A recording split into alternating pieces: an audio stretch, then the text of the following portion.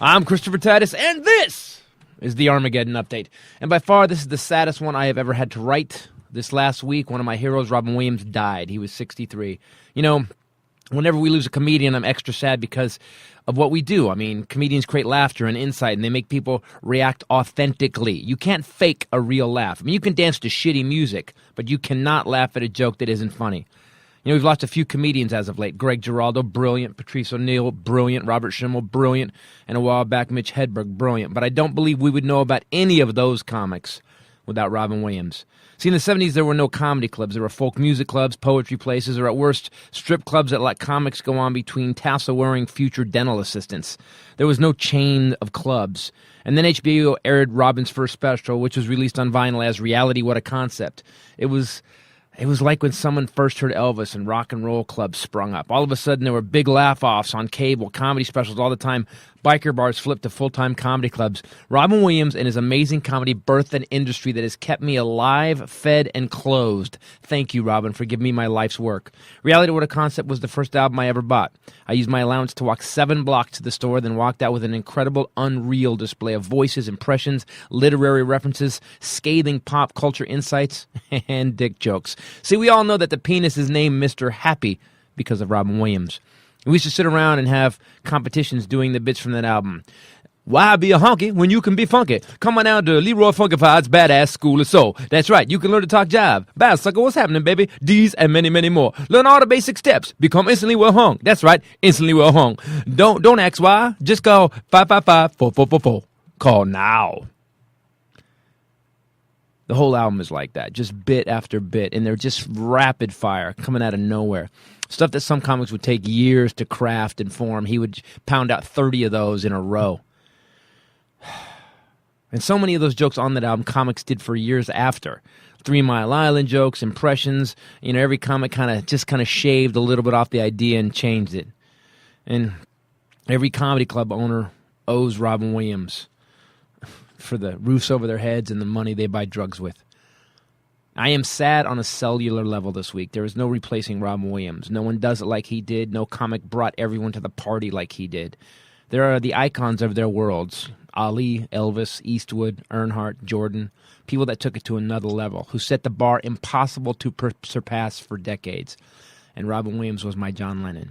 A comedian who showed us another playroom full of toys we didn't know we could use. He opened the door to a new way. He pulled apart the comedy atom and reconfigured it.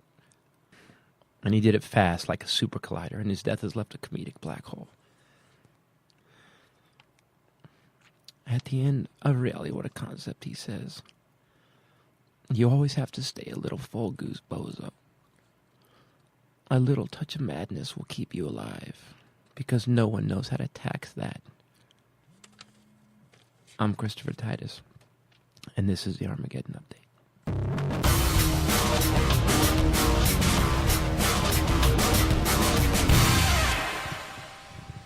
Hello, everybody. Christopher Titus. Tough week. Welcome to the Titus Podcast. As always, we're dealing with what's happening in the world. And although Israel and Gaza is happening, and Iraq is happening, and Russia and Ukraine is happening, I have decided to talk about one of my heroes today. With me, as always, to the right is the lovely Bombshell Rae. What's up, people? And thanks for showing up on time, brother. To the left, Willie Jello Johnson. What's up, man? You seem a little upset. I am a little upset. It's weird, you know, I keep thinking that it's going to stop because I've had a couple of crying jags about it. Robin Williams, just so you know, Robin Williams was the reason I started stand-up comedy. When I was 14 years old or 13 years old, I saw that special as a kid, and they'd started having, after that special, they started creating in San Francisco, the San Francisco Comedy Competition. And a guy that was dating an ex-girlfriend of my dad stayed friends with this girl. She said, my boyfriend is in this competition, and they knew I was a crazy psycho comedy fan. Does Chris want to go with this? So I got to go to this. What girlfriend was this? I want to say Darlene or Danelle.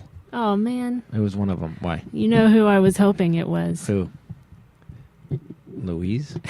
No, that's not that's my dad's girlfriend. No, one of my dad's ex-girlfriend's boyfriends was in it. Yo, man, you sound getting my dad's ex-girlfriend boyfriend. I know, Okay. I'm confused. All right. All I know is So that let- you wait. dated a girl named Louise. Yeah, dude, you never did that, Louise. Well, you know, man, I don't do. You know, all the LaQuishas were taken. I'm Wheezy. sorry. Oh man, that was now you both was racist. You said we said LaQuisha, he said Wheezy. That's Oh, I didn't think it was racist. I always think of Louise as like this 95-year-old woman in giant underpants. Trust me, when I was dating her, she wasn't. So that being said, I go to this steakhouse in Fremont, where it was one of the nights of the comedy competition. It was like the first or second year of it, and I sat there and watched like Carvey, and I watched the Dr. Gonzo and all these comics that have, you know, some of them moved on, some of them didn't, and I fell in love with it. And it was all because of Reality with a Concept. And we used to rehearse that album all the time. Our friends, we would sit around with Bobby Broberg and John G. We'd sit down and we would do bits from the album. They just thought it was fun. I was practicing so I could be a comedian. So when we hear about how he died and why he died, it was odd. It was an odd moment. It was the TV came on. I was sitting there writing. I was laying on the bed, just kind of writing with my back against the headboard. Bombshell was standing across the room, and you just saw my face change, and then you turned to the TV, and she grabbed her face and went, "Oh no!" And you like almost dropped to your knees. It was crazy. It's crazy how emotional it was. Did it surprise you, your reaction? Yeah. yeah, me too. You know, I wasn't even like, you know, look, man, we got our black comics. We got Chris Rock, this, that. But Robin Williams, like he actually made so much fun of black people, and like in a sense, his stuff was so funny, man. He crossed all the lines. Everybody loved Robin Williams, you know. The thing I said about him Yeah, I agree. is that there was something so pure about him. It's so hard to talk about him. Something so pure about him and his comedy and his whole being. You don't hear evil stories about Robin Williams, and being in this business, you hear stories about everyone. And there are stories about him, but there's no evil stories. He's a bad guy. There's not one actually no. where he was an asshole. He did this. You know, I think there was some stories in the 70s when he was doing coke a lot, but it wasn't. It was like he was just crazy. Yeah. It wasn't that he was a bad guy, punched anybody, went crazy. He was just nuttier than normal. Right, like you're not going to believe what Robin Williams did. Yeah, Right. But he just had a real purity about him, and it was pretty impossible to see those words on the bottom of the news screen. I was also saying he really crossed over so many generations that my mom cried, and you, and then me, and then there are college age students that know him, and because They were kids when all those kid movies came out. You know, Aladdin. Jumanji. I was an adult. But even when those now, Night at the Museum, things right? like that. I mean, he's really crossed over decade after decade after decade, and he's one of the few people that you can really say has been fortunate enough to keep working. And you know, in this business, if you're an asshole or you have issues, that does not happen. Or if you're, because eventually you run out of talent. Eventually, the hype dies down, and all that's left is what you actually have for talent. And what he actually had for talent was pretty impressive. You know, when you look at first couple of movies he did a movie called Survivors. This guy worked with Walter Matthau and Mila Kunis. That's how long he was around. Right. He had 5 decades of work. He worked in 5 decades. In the 70s. You know, went to Juilliard with Christopher Reeves. That was an interesting thing I saw on TV. And here's what a good guy he was. I guess him and Christopher Reeves had made a pact, and Christopher Reeves brought it up when he was talking to Larry King when he's in Warfare, that they had made a pact and signed it that no matter what happened in acting, if one of them needed help, the other one would take care of them. And we found out that when Christopher Reeves got hurt really bad, Robin Williams paid all his medical bills. But do you know how he got into the hospital when he was in intensive care? No. He pretended to be, I think, a Russian proctologist. He actually faked a character to get into the hospital room to see Christopher Reeves right after his accident. You're kidding me. No. Did you see what Norm Macdonald... By the way, go look up what Norm Macdonald posted on Twitter. He did it's like 9 tweets. It's really one of the most... It really kind of nails it down. As a comic, it just really nails it down who Robin Williams was. And I'm sure you can click on it. But he tells a story about he was doing Letterman, I believe, and Robin Williams was also on, which is a nightmare. Which means the comic has to go up after Robin Williams has just destroyed him and Letterman being hilarious together. And you have to say, Billy Crystal said about following Robin Williams Yeah. that it was like following the Civil War. Yeah. Having to go on stage after Robin Williams is like following the Civil War. Right. It was insane. And so Norm tells this great story about, I guess he was getting ready in the dressing room really nervous, and Robin Williams, came by, heard him talking on the phone to his friend, and came in and started. Well, you read it. I'm not going to tell you what it says, but it's one of those. It's really funny. You get who Robin Williams is, and it also rips your guts out at the end. It just rips your guts out at the end. I mean, did you have a favorite bit? I'll tell you what, that last one he did, man, where he went after Cheney and stuff. What the hell was the name of it? Weapons of Self-Destruction. Right, that one. So and also this is post heart attack. So this was heart attack, and he was still Robin Williams. He was still insane, over the top. And once you have a heart attack, your heart messed up. You're not the same person. But yet he still maintained who he was. It was pretty insane, man. Throbbing Python of Love, also a good one. I knew you were going to say that one. Yeah, that's one of my favorites too. Best title though. That was on an album. Like, you gotta remember that was like early '80s, I think. And so for the title of the album, be called "Throbbing Python of Love," was pretty intense. And I've talked about it a couple times. I got to meet him a couple of times, very, very briefly. Once was in the clubs a couple of times where he would just go by, "How you doing, Chris? Good to see you." And that was it. He was always moving on to the next thing. And then one time, there was this tiny little club up in Sonoma. It was called Jeremiah's. And when you start in comedy, and I was never one of those guys. Some guys are like, I want to just be a middle act and make my money as a middle act. That's all I want to headline. Like, guys don't want that responsibility. I always, from the time I walked on stage, it was just a path so I could be the last guy. All I wanted to be was the last guy. So any gig that they would put me up last. I mean, if I was playing at a gas station, self-serve island, as long as I was headlining, I could say I was a headliner. That was a big deal to me. So Jeremiah's with this little club, and they would do comedy every week. And it was up in Sonoma. It was literally, the drive from where I lived was an hour and a half, 2 hours, and it was literally about maybe, I don't know. It was a school bus. It was a freaking school bus. There was 4 chairs on each side. There was a little island, and then the chairs went back maybe 10 rows or 12 rows of chairs. It was tiny. But Robin Williams had a house up there, so he would drop in a lot. So one night I'm there working. And I'm sitting down on the back bench, and I'm just sitting there looking at my notes, and I look over, and sitting right next to me, who I didn't notice because he had a way. I guess he developed over the years of being so famous. He found a way to just be very calm and disappear. It's Robin Williams. And he's got 2 books. He's got I think it was the autobiography of Einstein and another book by Camus or something like that. And I'm like, holy crap, he's a genius.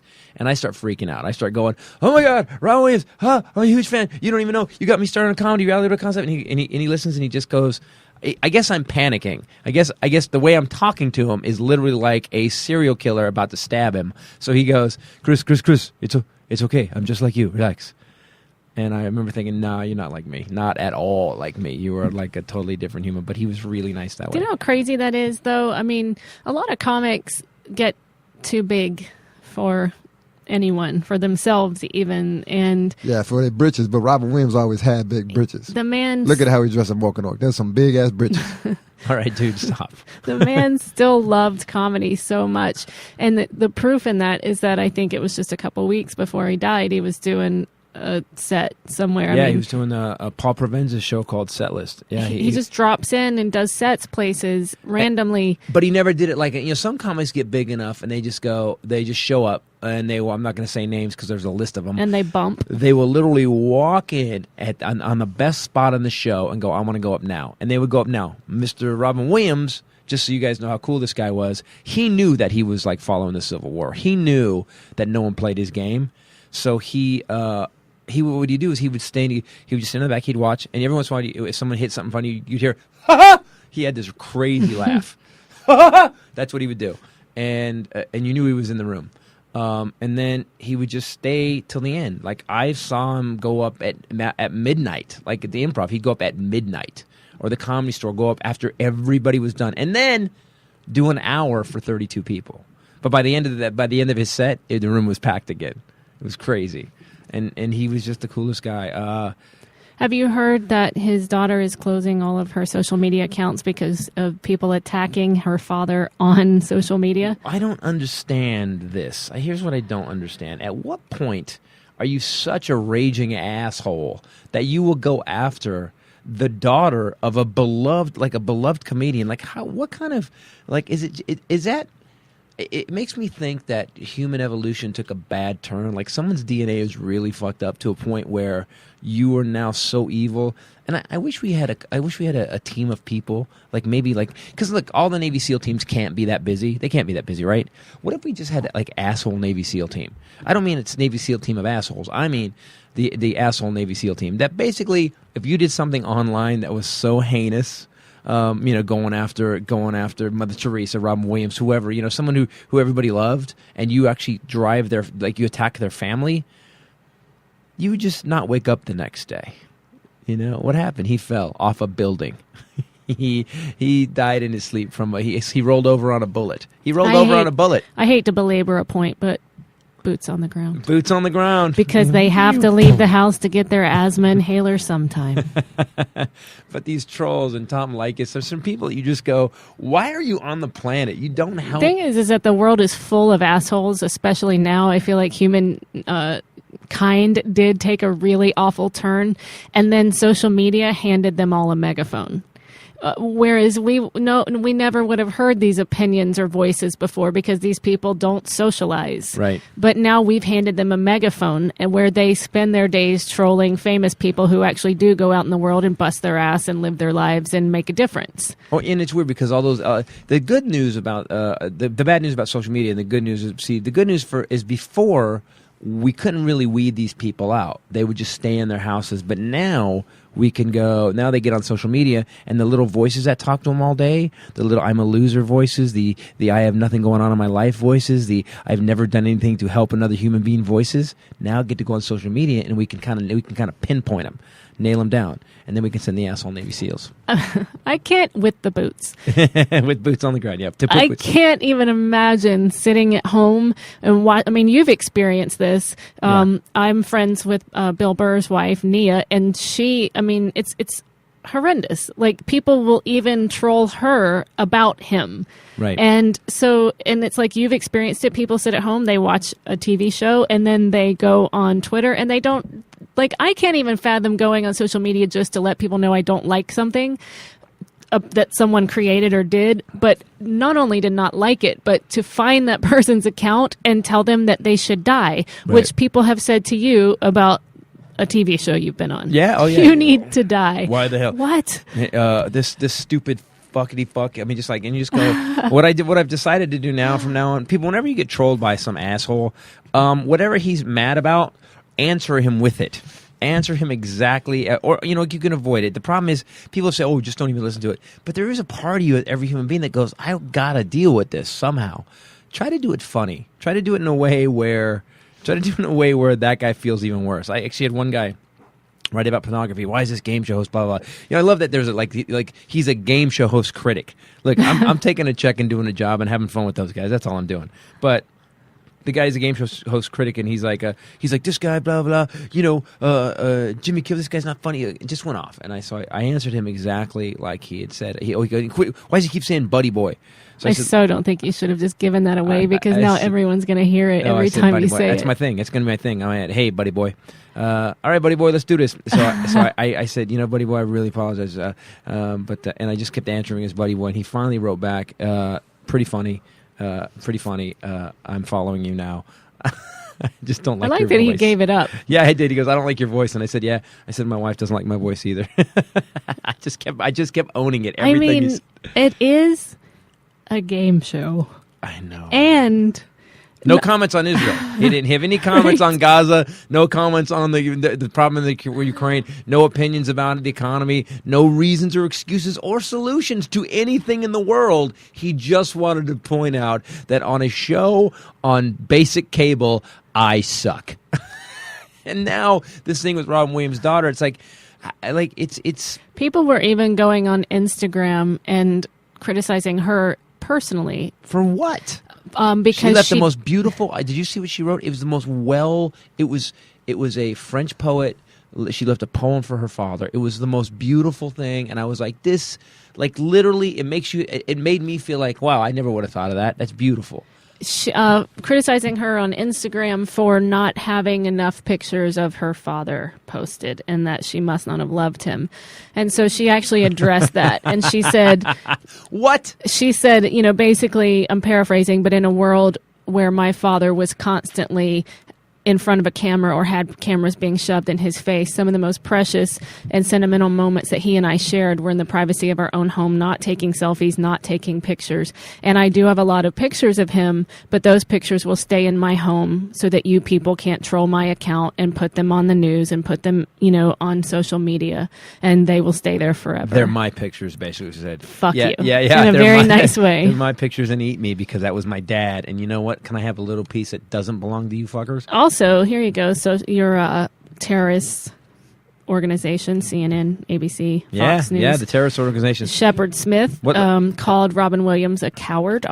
He apologized. But here's the thing. He said what he wanted to say. He said what he thought. And then he apologized when the advertisers got outraged and called Fox. And then Fox said, hey, you should apologize. Yeah, I was sitting here listening to all this bullshit. I got to tell you, I'm getting mad. I don't understand.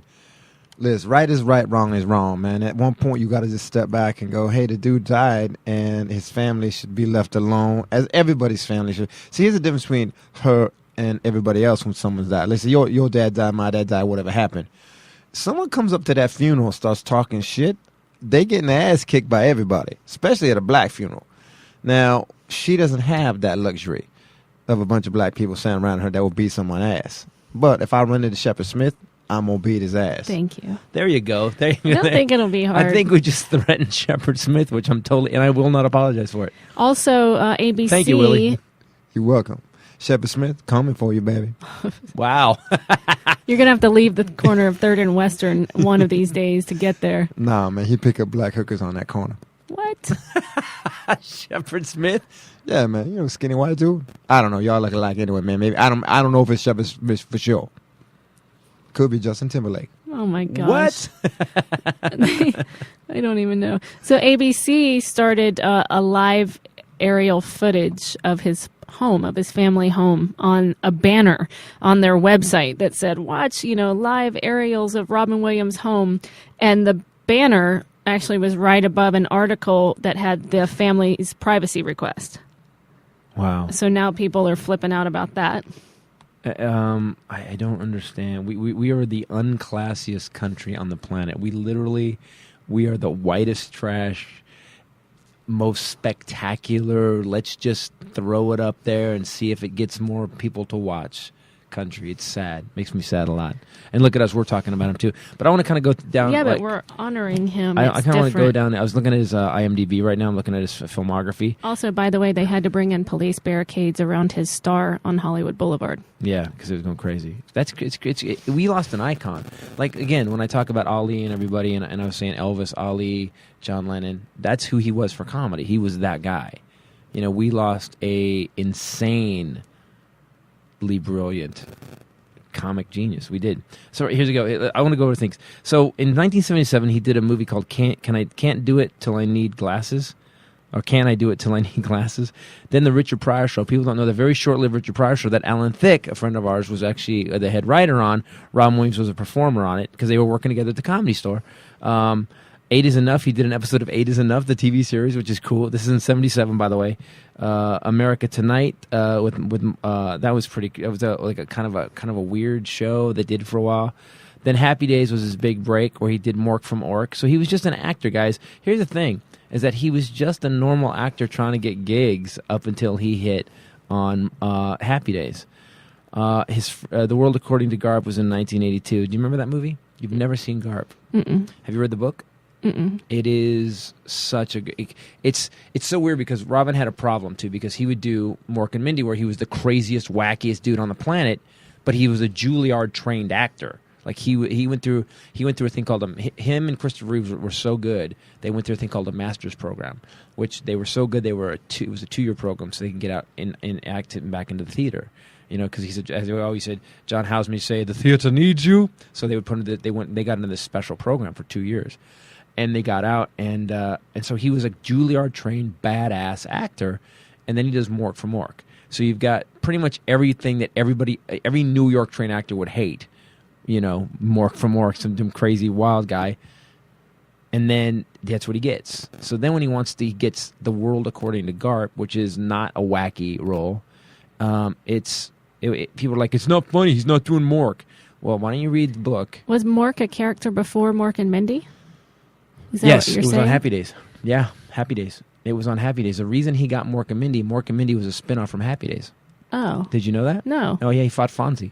Yeah, an alien fought Fonzie. Really? Based on, Gary Marshall said his daughter or his son came to him and said, hey, Dad, what if Fonzie had to meet an alien? So they wrote an episode where Fonzie meets an alien, and Robin Williams played the alien. And he got the job because, and people have heard this all week, he went into the audition and basically wouldn't shake his hand. He sat down in a chair on his head. He basically just sat down on his head. And that's how he sat down, with his ass pointed at Gary Marshall. So when you think about how scary auditions are, to have that kind of just balls to walk in and just go, I'm just going to be this from beginning to end. So, and then that's why Henry Winkler was in the audience. You can see Henry Winkler in the audience at that first special, comedy special. Yeah, that first special, A Night with Robin Williams, which turned into Reality What a Concept. I think, I'm pretty sure, or that's the second one. No, but if you look in that audience, it's crazy. He's running through the audience doing bits. It's Henry Winkler. There's crazy stars in that audience. I want to say Cher, but maybe that's not right. But it was the biggest in Hollywood at that time that were hanging. I think Travolta was in the audience, and they're all here to watch Robin Williams. Crazy. So, some of the movies I like that he did was Good Morning Vietnam. I thought it was pretty cool. That was pretty cool. I like that movie because, you think they sold that movie, though, like he was going to be like some crazy, wacky DJ.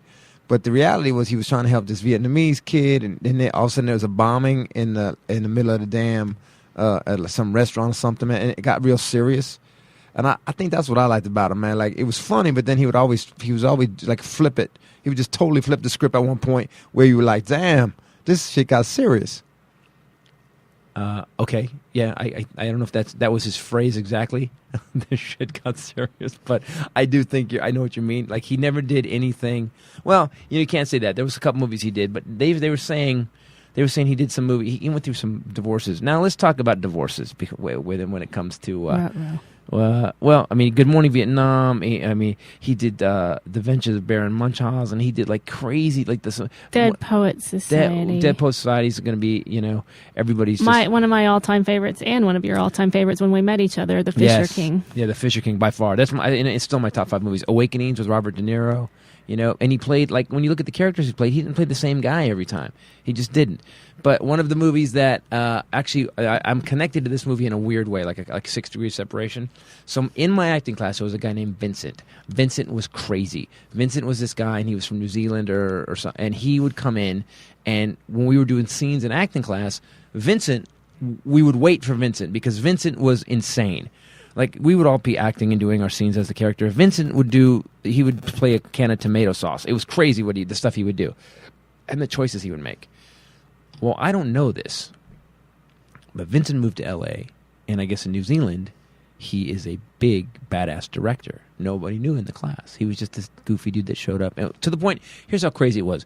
When Vincent went up to do his scene, we would get ready. We were like, oh, shit, what's going to happen now?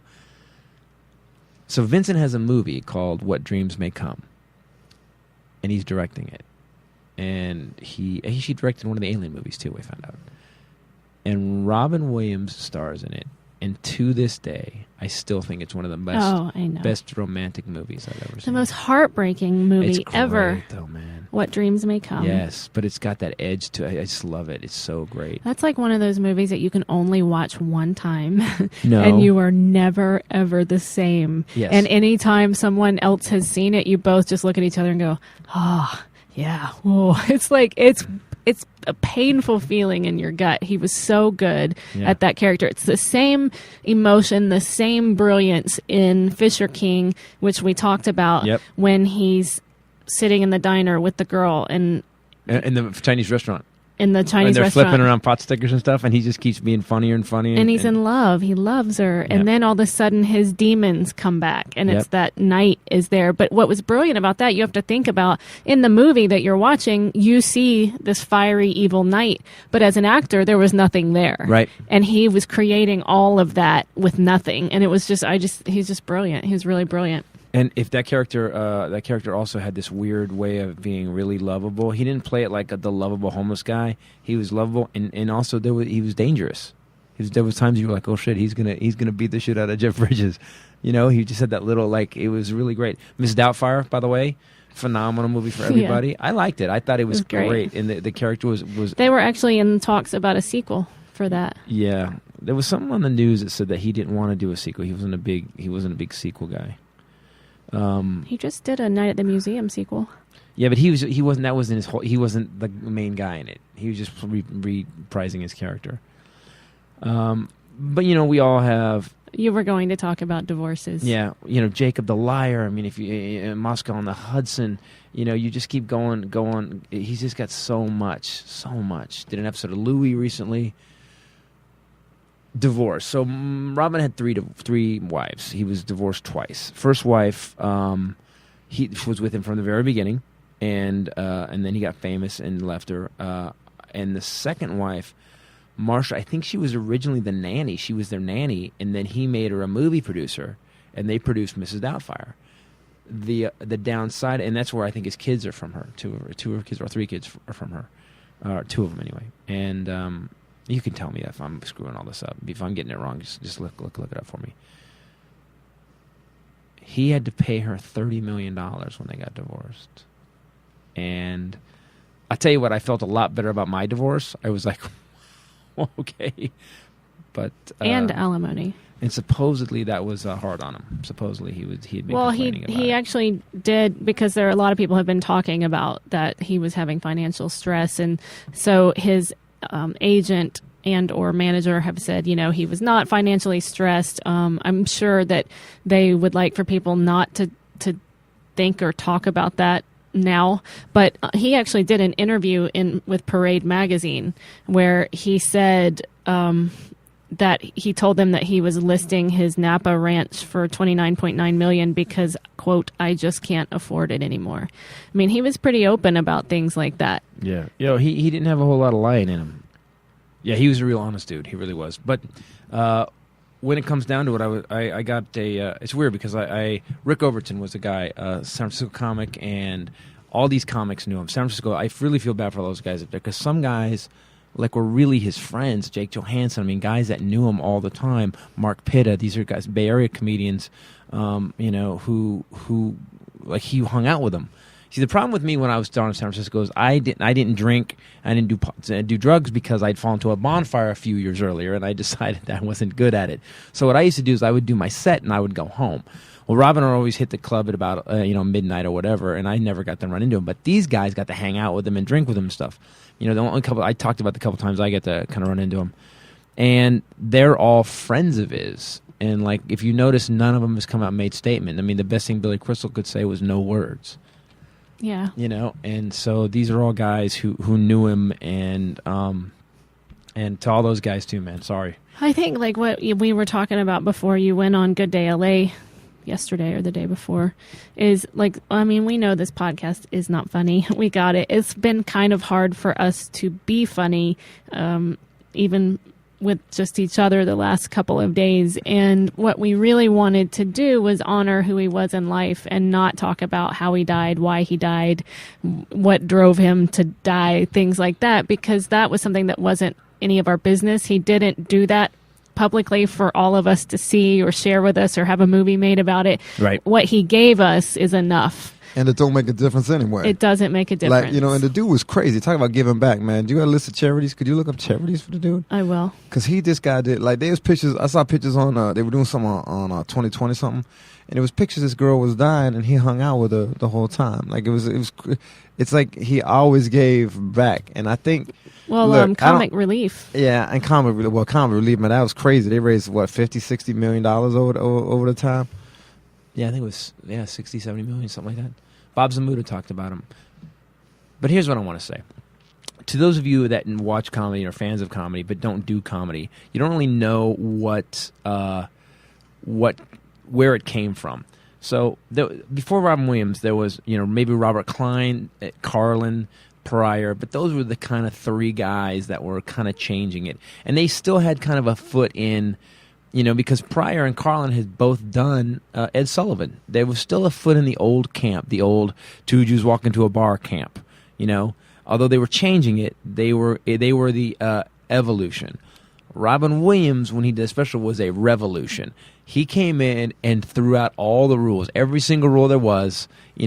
Sometimes the bits didn't go, and then he still kind of kept it to where it was still good. There's a, and I quoted it. I was listening while I was writing my Armageddon Up. That I sat down and I started re-listening to Reality with a Concept, and it's here. I want to tell. Here's the sad thing. Probably this would piss Robin Williams off. Probably.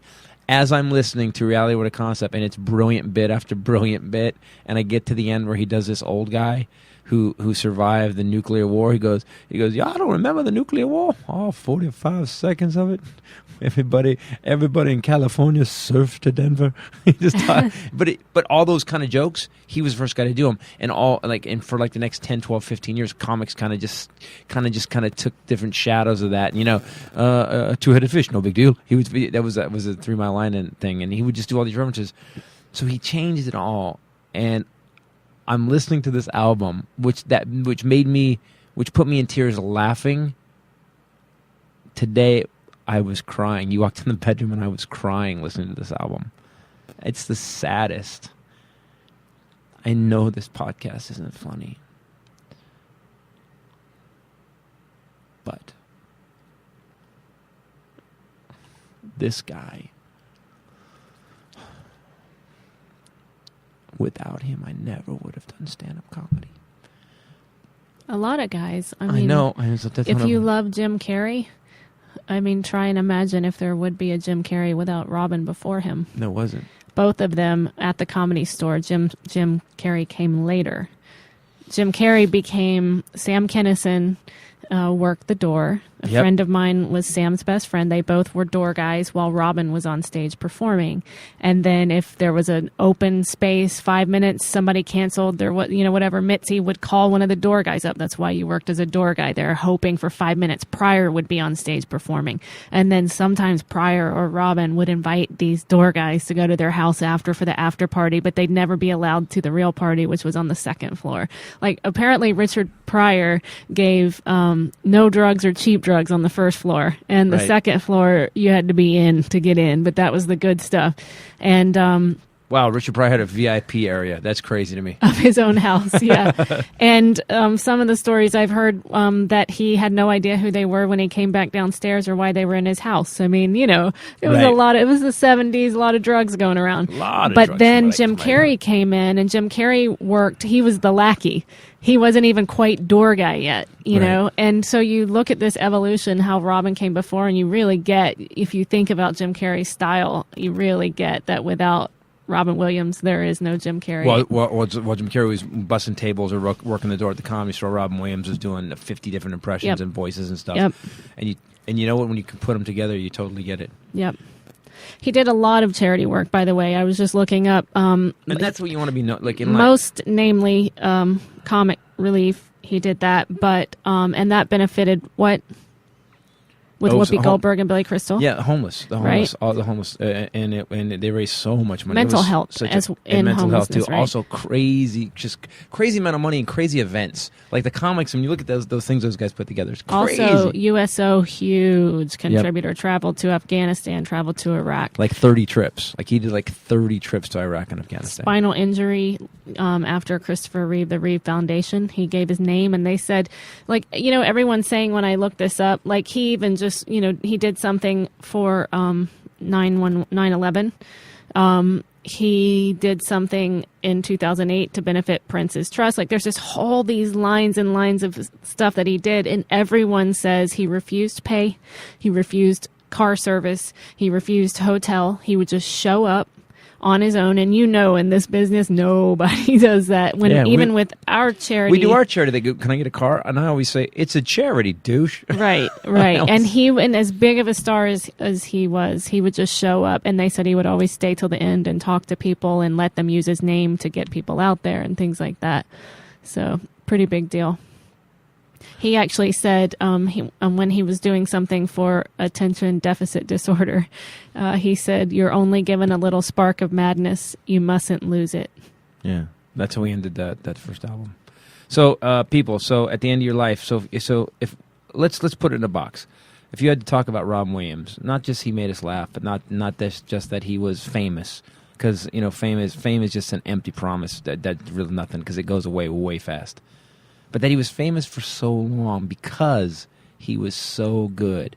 From all the movies giving us insight into the and it sounds so lame, to what human beings are. Like, he always would get to the center of what human beings are. Like, a lot of his movies make you laugh and they make you cry. There's moments missed out where you're like, "Oh my God, this is so sad," when the parents don't get back together. Because every cheesy person would have made that movie where the parents got back together at the end. This movie kept them apart, and it was still okay. And it was real. If at the end of your life you can look back and you can say, "All right, well, I did really well. I was one of the best in my job on the planet, and I helped so many people, not with just my job, but using my job to raise money for people that really needed it, and do it in how many different charities? 15 something, some crazy amount of charities. You can maybe you can go ahead and be in charge of your death. Then maybe you can go, all right." All right, I did it. The people that are mad about this, I think we're all, my mom committed suicide and so did my sister. And I was mad at both of them, but I understood who they were. This one surprised me in a way that, he had a good friend named Rick Overton. Rick Overton's been in a bunch of movies. Incredibly talented comedian. And in fact, Rick Overton, there's two people I ever saw on stage with Robin Williams improving that were even close. And it was Rick Overton and Charles Fleischer. Two guys that would go up with Robin when he was doing those late-night improv sets, and they would make Robin laugh. Last night, Rick Overton texted me, and he said, I posted something on Facebook when it happened, and he said, "Thank you for that. It was really nice what you said." And he said that he thought that you can't judge what happened or what Robin did because this heart thing that he had, and my dad had it too. My dad had 6 heart attacks, and he got to a point after a while where he was so over emotional because whatever your heart produces, whatever chemical, whether it makes you sad so you don't move a lot, so it saves you, whatever it's trying to do. And he said that since his heart attack, since his heart surgery, that Robin had been incredibly emotional, but even said he was stunned by it. So if you live your life full out and you do everything you want to do and you do a lot of great work on top of it, tell you what, you can have your way out if you want. Anyways, let's go to the news now. Thanks for listening to this, guys. I know it wasn't the funniest one. It wasn't funny at all one, and let's be okay with that. All right, I'm okay with it. Like, I get it, dude. I look at your face, man. You like, this is like, I'm a little shocked at how upset you are about it. Well, again, my John Lennon, and my John Lennon is gone now. All right. So, yeah, I hate to bum everybody out, but here's something that doesn't bum everybody out. I got this new thing, Harry's.com, that shave kit you got me. Yeah. Okay, so here's the thing about it. I get this shave kit, and it comes in a little box, and it's got the cool little shaver with the metal handle, and it's really nice. And it was like something that you should have paid $40 for, is what it looks like, and it was like $15. So we got it. We're using it. I still have two blades left. They're still sharp as hell. I mean, actually, the first time I used it, because I'm so used to normal blades, I cut myself twice because I was doing it too fast. So if you guys want to get this, it's a shaver. It comes with what, like some shaving cream. It's pretty cool, how it appealed to the woman in me, which is all of me. But you didn't use my shaver, did you? Forgot. Please tell me you didn't use my shaver. No. All right. Come on. But anyway, no, I just thought the presentation is what I'm talking about because it comes in that really cool box. Okay, first of all, it gets delivered, which appeals to the fat, lazy person in me. Right. But it comes in this box with this really cool, clean presentation, like not a lot of crap, not a lot of packaging. And you get 3 blades, you get shaving cream, and it's all in the box. Razor. Yeah, and the razor handle. Yeah. And you can get a metal one, too, and get your initials on it. Or Yeah. you can get a disposable handle. Like, they have different options. I just thought it was a really clean, really cool presentation. And it was only $15 for what we got. It comes in. It's great. By the way, Christmas is coming up in a few months. So if you guys want, man, buy 3 or 4 of them. And just, it's one of those, that we need, I've said this before, you need that gift. You need that gift for people where you go to grandma's house or your uncle's house for Thanksgiving or Christmas, or not Thanksgiving, Christmas, and you need to bring that gift. You bring an extra. You know what, bring it to it because there's always some weird cousin that showed up, and you brought everybody a gift except for that weird cousin. So you know damn well if you don't give them their gift, they're going to go in the bathroom and slit their wrists. So you don't want that to happen. So you'll have a Harry's.com shaving kit. Yeah, I got this for you. I'm thinking, I knew you were going to be here. And you know that the blades are good because they're designed in Germany, made in Germany. These blades will cut off anyone's head. Be careful with them, please. And check this out. They like the blades so much that this company actually bought the factory in Germany. It's a 93-year-old factory that makes them. They bought them. Wow. So Harry's.com, keyword Titus or code word Titus, and you get $5 off. Thanks, guys. And now, why don't you just do it? Yeah. All right, do it. And now, from sea to shining sea, from continent to continent, the Bahamas, Honduras, and sometimes space, is Bombshell Rae with the bitty bombshell nose. Okay, you can't do it again ever. Bahamas. Yeah, why the Bahamas? Yeah, well, that's where all the news really originate anyway. What? I don't understand. All right, they're just pretty black girls down there. That's all I'm saying. By the way, a woman has confessed to filming porn in church after a tipster recognized her breasts. A tipster? Breast tipster? That's kind of funny. He recognized her breast in church? Wait. What? That's what I'm confused. Hold on, Sister Johnson. I know that nipple. Parishioners said they recognized their... Parishioners? They went to the priest who went to the police. Then they screened the footage on local television because she cut her face out of it. It was just neck down of her with a rosary and a Bible, rubbing her own boobs and things like that. So they put it on local television, and a tipster came forward and said he did recognize the woman's breasts. That's how they caught her. She's amateur. She was illegally breaking into the church to film amateur footage using their Bible and their rosary and her boobs, which apparently have been around. Yeah, because they actually had... Yeah, if you've shown your boobs so much, there's tipsters, there's people that are giving information about your boobs. You've had your boobs out way too much. And plus, I'm just going to... Your boobs need to go into the witness protection program, so there's no more witnesses. Say this, but there's something wrong with your boobs if men can recognize them that quickly. I'm just saying, like, there's something... It's a growth. It's abnormally large... dinner plate nipple. They're in the shape of hexagons. Something. There's something. So I'm not saying they all look exactly alike. Boobs. I'm just saying to be able to draw them out of a lineup. Like, do you think? I don't. Yeah, exactly. Those are them, officer. Yes, both of them. Well, I recognize the left one for sure.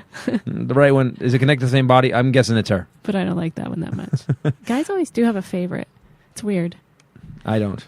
I do not. I'm a team player, and when it comes to boobs, everybody's in. I'm like that female coach on the soccer team. Everybody's playing. I don't have a favorite. Johnny, you're not sitting on the bench. Speaking of boobs, there is. Yo, I like that we're speaking about boobs. Let's talk about moobs, actually. A Japanese company is fighting moobs with a floral print bra for men. Oh, my God. I don't even want to answer this question. It's a Tokyo clothing store. The fuck you talking about? What a bra for men, damn. It's called the Kahei Oyasumi bra. Why don't you do it? It's designed How to fat help. is Japanese men getting now? Damn, you don't ever seen a fat enough man, fat enough Japanese man. Is it for sumo dudes? Is it for sumo fatzos? They're Yeah, saying is that it? Maybe like just sumo guys? no. They're saying that you wear this bra to bed at night because even if you just have big pecs, it's going to cause gravity's going to take hold and they're going to stretch out and point down. So they want you to wear this bra to bed so that you never get laid again. So then who cares if you have moves or not? But anyway. Holy God, I this don't is know the why they had to weirdest make product. it floral, but there is a picture of it, and Yeah, floral's bad. it's yeah. Why would you? I don't. Put like a Batman on it or something. Flame it. Put something cool. Make it look like steel. Right? Yeah. Print rivets. Print rivets on it so it looks like you've got Diamond plating. There you go. Diamond plating. Perfect. That's it. Floral, not good. The pain while you sleep actually stimulates collagen growth because it hurts. Let me see. If I ever get to the place where I got enough free time in my life to go, you know what? Gravity is affecting my boobs. Yeah, I believe my nipples been pointing down a little bit. I'm going to have to get a well bra tonight, honey. I don't understand. It's the saddest thing I've ever heard. After the early part of This the podcast. is why we need an extinction level event because, we really need food, water, and shelter. That's pretty much what we need. We've invented so many things we don't need. We need an extinction level event so we can get back to basics. Speaking Like of survival and extinction killing each level other. events. Yeah, all right. I was just going to tell you that here's another reason why we might need one. Someone actually sent this story in. Sean from Atlanta. Sean from Atlanta, thanks for sending something in, especially if she likes it. If Bombshell picks it up, that means that you like it. No, you know what I thought was great about it? He included a callback. And I like somebody that has been listening so long that they have a Enough they callback. know what the hell we're talking about. He made a reference to your father's all-time favorite joke, rectum, Killed him. nearly killed him. Right? Wrecked him. Hell, almost killed him. That's my dad. Man dies after vibrator gets stuck in rectum. Wrecked him actually killed him. A 50-year-old British man died after a vibrator became stuck in his rectum, a coroner's inquest said Tuesday. I say it doesn't feel as good as it should.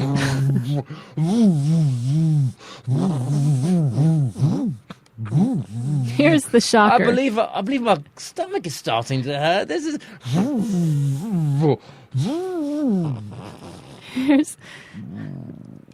Hold on. Does anyone else smell smoke? I gotta get to the There's important smoke part. coming out of my ass. My arse. Arse. Smoke coming out of my rectum. Rectum killed him. You What? just had to. Here comes the shocker. Spoiler alert. Okay. Nigel Willis, who was unemployed and lived with his elderly mother, So it's her vibrator. died. Maybe she killed It got stuck inside of him for 5 days, which probably raised some questions at the dinner table. I'm just saying. Why did he die from it, though? I don't understand how it stuck in for 5 days. Was he just embarrassed to go get it out? He was, well, obviously he was embarrassed. He was diabetic. He was, as it stayed in there, he became progressively weaker and was unable to move from his couch. But he came like a racehorse for almost a week. It perforated his bowels, so he went into septic shock and multiple organ failure. What an idiot. Okay, you know what? When you're that stupid, you deserve to be taken off the planet. Sorry. That's not an accident. That's not something you go, oh, I feel so sorry for that guy. You go, you're an idiot. I am glad that you got taken out of the gene pool. My God. Ready? Yeah. I love this one. All right. A Polish couple. First of all, you're talking about a dude that died with a vibrator up his butt and a dude wearing a man bra. So, I don't know where this one's going today. You're welcome. But we did this beautiful thing about Robin Williams and his love for Robin Williams, and now we're talking about everybody stuffing stuff up their butt. Which Robin Williams totally would be talking about. Totally, he'd be way funnier than he's being. I'm upset. For God's sakes. A Polish couple visiting Portugal, they wanted the typical tourist photo of themselves at the end of Europe. It's where it's on a cliff looking, Oh, no. And so they handed their children the camera. No. Cross safety barriers to get to the edge of the cliff so that they could get right on the edge and get the picture like everybody does, turned around and fell 450 feet to their deaths while their children tried to take the picture. Their children were 5 and 6. Oh, my God. That's the most ridiculously horrible story I've ever heard. Hey, by the way, there's something, and I'm not going to show this to Bombshell. Bombshell hasn't seen it. No, She never don't. watches it. What? Oh. I'm not going to show it to you. I just want to talk about it. There was a video I saw recently on Facebook, and I want to find this guy. There's a guy, 3 black cats, a mommy black cat, and 2 kittens, and this douchebag, this low-level, low-life scumbag douchebag comes in and starts kicking the mom, and then he stomps one of the kittens. And you can see who the guy is in the video. If anybody knows who that guy is, I will pay you money to get me a name and an address. Money. I will pay you money to get the guy's name and address. I don't want to hear about it. Let's move on. Okay, just want you to know. You guys know what I'm talking about. Look it up. Send it to me, and I will figure out a decent fee. Go ahead. Oh, by the way, this past week, Agent Pink Squashy is wearing a black band over his badge because this past week a Border Patrol agent was killed in his home in front of his wife and his small children by multiple deportation offenders.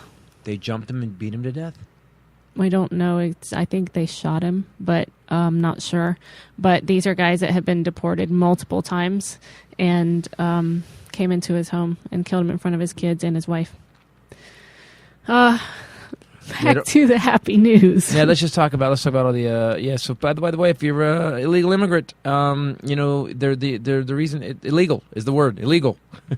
Sorry, unless you're from Shanghai, and then the word is irregular. Utah teen. No, sometimes you're funny racist though. Irregular. Utah teen has been killed by truck while sunbathing in the driveway. I don't know. I read this story and I just thought, I know it's in Utah, and you take what you can get. Right. But maybe if you're thinking about doing something that requires lying down and closing your eyes, maybe the driveway is not the best way for that. Yeah. You would probably... Bike lane, because at least then it's just a bicycle. Even if you were just trying to hedge your bets, driveway, that would probably be out just because of the word drive. But even walk, you're going to survive a walk. Right. Right? But or driveway. Yeah. Unfortunately, it was her sister. Also, lawn bowling. You could go lay down in a lawn bowling place and you can hit with a clunk. Ow. Golf course. God, there you go. You could survive that. Maybe. Even a golf cart.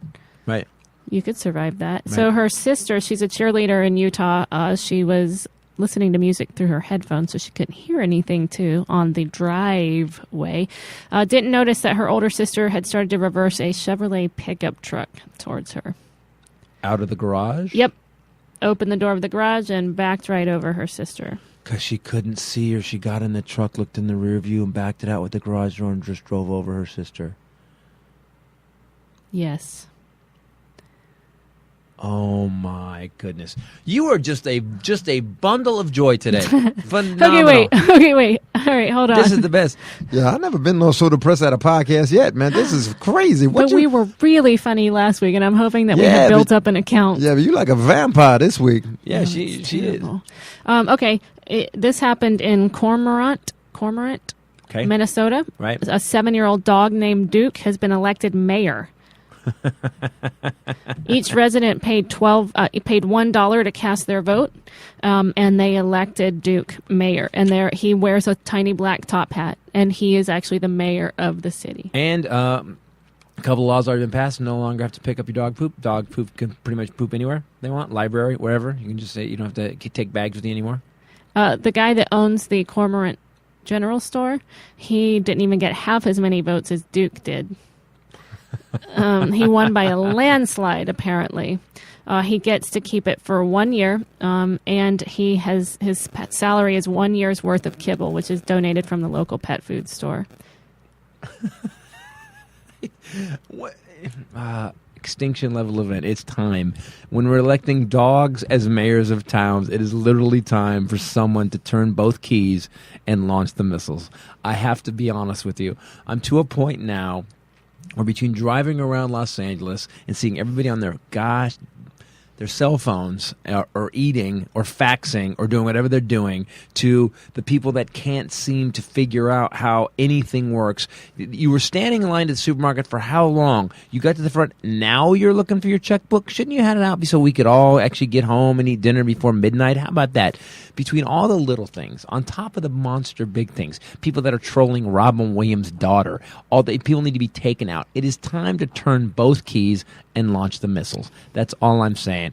I'm not saying it's a good thing. I'm not saying that I would survive. I don't think I would. But at least we can maybe learn a lesson and start over again.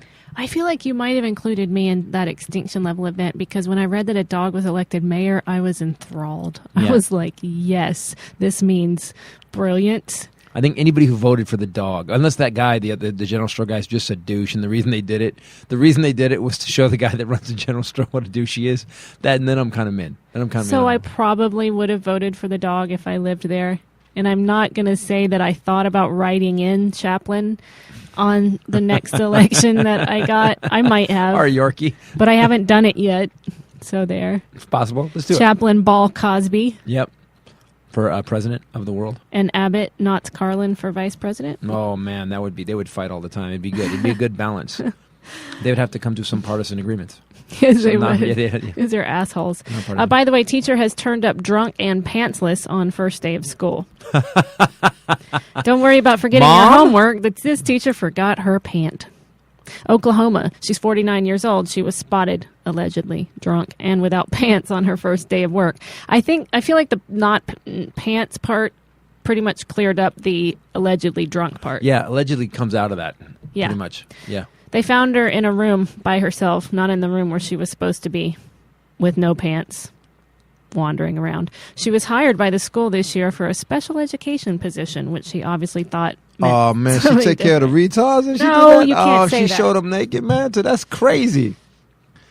You want to scare some people with some disabilities, have your teacher show up. Or maybe she's trying to make them feel better. All right, everybody, it's no pants day. For day one, no pants. We're going to work on pants this week. I'm going to show how to put pants on, take them off. That's what we're starting with special class. one leg at a time. No, what would next week be? We're going to work on nose picking. Nose picking No. week 2, the correct way and how not to do it in front of people. Is that the whole curriculum? Is that What's week 3? I don't even know what could week B3 be.